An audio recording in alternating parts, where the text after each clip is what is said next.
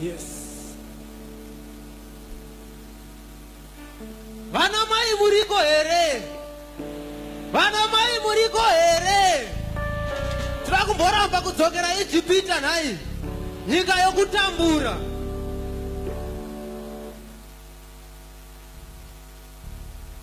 Vana mai venyu. Vana mai venyu. Varamba. Ona vana mai ava. Vana mai vacho. Varamba. Kuri kweru. Vana mai venyu. Ijipita nyika youranda. Ona vana mai venyu.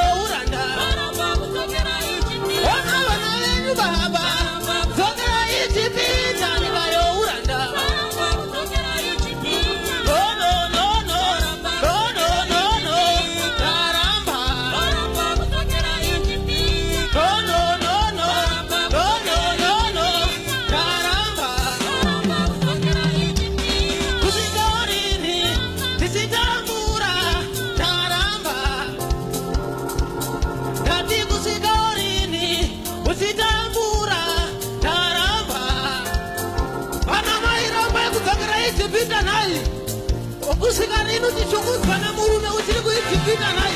Musakana unotira kuboramba nai. Kau musika matinofarira mwere tichiramba kudzokera Ijipita nai.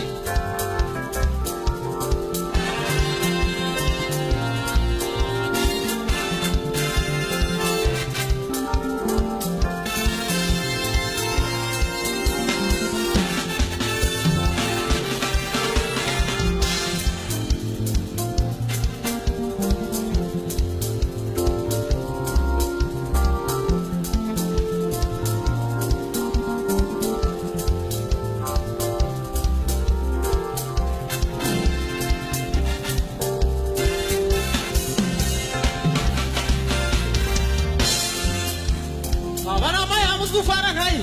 Muraramba muri kuIjipita here. Muri kwara kumashuro. Sangboita no nai. Ndopa nenyaya baba. Ndopa netakusika patinomboramba tose nai. Ande tose.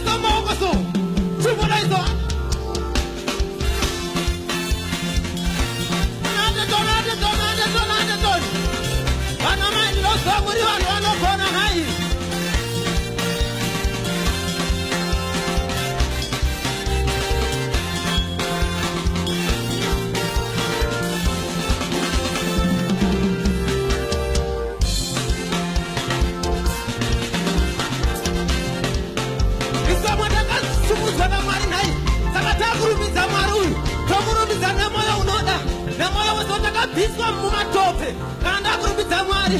You know what kufara nai. Thank you, God bless you.